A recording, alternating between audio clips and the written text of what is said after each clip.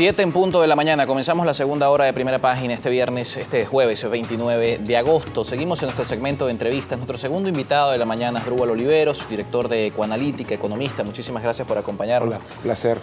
El 18 de julio, jueves 18 de julio, por cierto, los medios de comunicación reflejaban la alerta de los economistas, la alerta del Parlamento, porque el mercado paralelo superó los 10.000 bolívares. 29 de agosto, jueves también, más de un mes después, estamos viendo que el mercado paralelo ha superado los 20.000 bolívares y vemos nuevamente la alerta. En menos de un mes estamos hablando que el mercado, el valor de la divisa en materia paralela, en el mercado paralelo, en la tasa de cambio oficial, en ese momento a 7.000, hoy a 18.400, también se ha duplicado. Nuevamente nos llama a preguntar qué está pasando en el mercado cambiario, luego de haber visto de previo a ese mes de julio una estabilidad del mercado relativa por debajo de una tasa de 10.000 bolívares, vemos este incremento de 100% en menos de un mes. Fíjate, mira, varias cosas, ¿no? El tipo de cambio es un precio más y al final es el reflejo de los desequilibrios de la economía. Pero por supuesto es un precio extremadamente sensible en comparación con otro, porque de alguna manera recoge las expectativas. El tipo de cambio es el mecanismo que utiliza todo el mundo, incluso la gente a veces sin saberlo, para intentar proteger su patrimonio. Cuando tú sales a la calle y cambias bolívares por dólar, es una manera de protección. Cuando sales a la calle y usas los pocos bolívares que tienes para comprar los productos porque esperas que suban de precio, es un mecanismo de protección. Entonces, al final lo que está pasando es una economía que no ha resuelto sus desequilibrios económicos, que intentó en la primera mitad de año hacer algunos ajustes, pero que fueron parciales, y que una vez que obviamente esos desequilibrios vuelven a aflorar con fuerza, la tasa de cambio despega. Digamos que hay razones estructurales y razones coyunturales. La razón estructural es justamente pues esta crisis profunda que tiene la economía, donde la divisa es escasa, es decir, la entrada de dólares a Venezuela ha caído en forma significativa porque nuestro principal medio para obtener divisa era la exportación petrolera. Y bueno, estamos por debajo de los 800.000 estamos exportando mucho menos por la fuerte caída de producción petrolera. Entonces, la entrada de dólares hace que la cantidad de dólares en el mercado, más allá de lo que tú puedas conseguir en efectivo, que es el famoso menudeo, está cayendo en forma importante. Entonces, tienes menos divisa.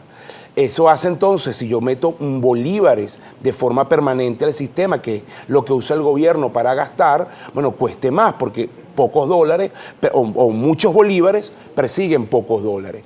Adicionalmente, esta es una economía que producto de la hiperinflación se ha venido dolarizando en las transacciones. Cada vez la gente paga los bienes y servicios en dólares. Entonces, si tú necesitas dólares o te empiezan a exigir dólares para pagar cosas, tú empiezas a comprar dólares, aunque a lo mejor en el pasado no compraba. Entonces, eso también presiona la demanda. Y que incluso el dólar es referencia, así vendan en bolívares. Exactamente.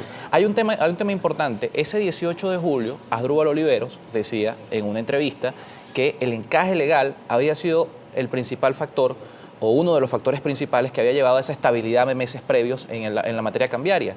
El encaje legal se mantiene de julio para acá. ¿Es hoy un factor determinante dentro de lo que marca el precio? Ya no, porque el factor hoy que está marcando el precio es la cantidad de bolívares que el gobierno a través del gasto y sobre todo a través de PDVSA está metiendo en el sistema. Fíjate lo que pasó esta semana, que era lo que decía hace un rato sobre lo estructural y lo coyuntural. Esta semana específicamente PDVSA pagó a sus proveedores, porque bueno, es una empresa que tiene una cantidad de proveedores, tiene que pagar sus servicios. En la primera mitad de año ese pago se hacía principalmente en euros en efectivo. Era un mecanismo un poco de intentar frenar el gasto en bolívares, pero esta semana o estas últimas semanas los pagos se han hecho en bolívares. Entonces, imagínate tú y quien nos ve a esta hora, si yo le doy a alguien bolívares a granel en grande cantidad, ¿en qué es lo que piensa?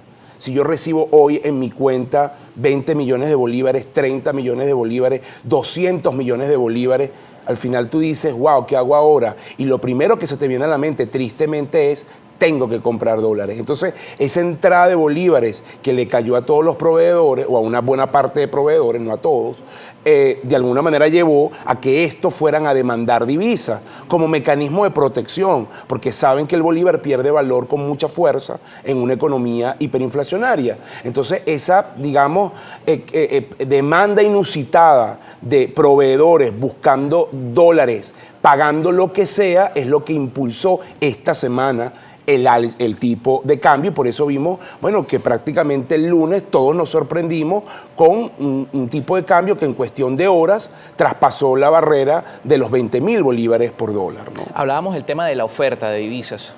Petróleos de Venezuela ha disminuido la producción de barriles diarios por debajo del millón.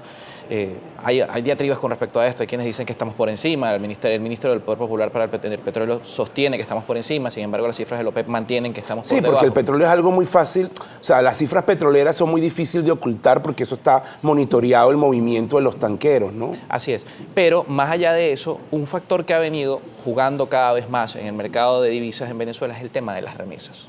Hoy, ¿cómo evalúas, Drúbalo Oliveros, la participación? Porque además la realidad en materia de divisas en Venezuela fue muy distinta hace un año. Hace un año, por ejemplo, en la calle no podías comprar un perro caliente en dólares. Hoy, en cualquier puesto de perro caliente en Caracas puedes pagar en dólares. Es una realidad que ha venido cambiando y también tiene que ver con la participación del mercado de las remesas, que se ha venido incrementando por la misma diáspora. Sí, mira, varias precisiones allí, ¿no? En primer lugar, técnicamente no son remesas porque, bueno, muchos de esos dólares que la gente que está afuera está cambiando para ayudar a sus familiares acá, lo hace a través del mercado paralelo, no entran directamente al Banco Central, pero tiene el mismo efecto que una remesa porque ayuda al consumo de las personas que están en Venezuela.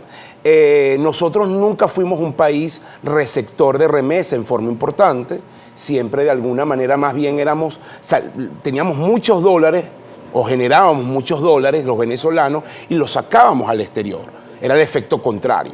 Desde 2016 para acá, el efecto ha cambiado por la salida tan abrupta de venezolanos y eso ha hecho que nos convirtamos en un país receptor de remesa.